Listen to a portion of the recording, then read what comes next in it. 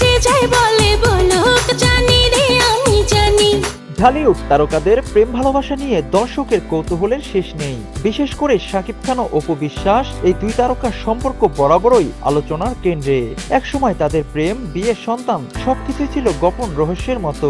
পরে ধীরে ধীরে সব প্রকাশ্যে এলে শুরু হয় নতুন করে আলোচনা, সমালোচনা। সুখের পরশে মনের মাঝেতে এবার ভালোবাসা দিবস ঘিরে আবারও আলোচনায় উঠে এলো এই তারকা জুটি। সম্প্রতি এক সাক্ষাৎকারে অপু বিশ্বাস স্পষ্টভাবে জানান, শাকিব খানের সঙ্গে তার ভালোবাসা দিবসের কোনো স্মৃতিই নেই। কথাটি শুনে অনেক ভক্তই অবাক হয়েছেন, কারণ দীর্ঘ সময় একসঙ্গে থাকার পরও এমন একটি বিশেষ দিনের কোনো স্মৃতি না থাকাটাই সত্যিই বিস্ময়কর। অপু বিশ্বাস বলেন, আমরা যখন একসঙ্গে ছিলাম তখন আসলে ভালোবাসা দিবস বা এসব বিশেষ দিন নিয়ে কখনো ভাবিনি। কোনো ফুল দেয়া, ক্যান্ডেল লাইট ডিনার, উপহার এরকম কিছুই হয়নি। তাই বলতে গেলে সাকিবের সঙ্গে আমার ভালোবাসা দিবসের কোনো স্মৃতিই নেই।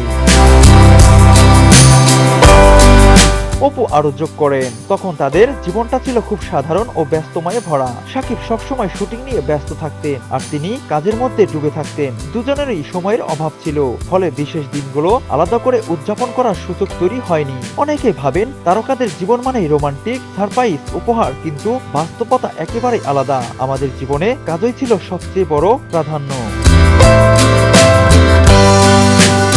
তবে আক্ষেপ আছে কিনা এই প্রশ্নে অপু বিশ্বাসের উত্তর ছিল বেশ বাস্তববাদী। তিনি জানান, এখন আর এসব নিয়ে আফসোস করেন না, কারণ সময় বদলে গেছে, জীবনও বদলে গেছে। অতীতকে আঁকড়ে ধরে থাকার কোনো মানেই নেই। তিনি বলেন, এখন ভালোবাসা দিবসকে তিনি নিজের মতো করে দেখেন। ছেলে আব্রাহামকে নিয়ে সময় কাটানো, কাছের মানুষের সঙ্গে থাকা, এটাই এখন তার কাছে ভালোবাসার আসল রূপ। শাকিব খান প্রসঙ্গে অপু বিশ্বাস বলেন, তাদের সম্পর্ক এখন সন্তানের স্বার্থে একটি সম্মানজনক জায়গায় আছে।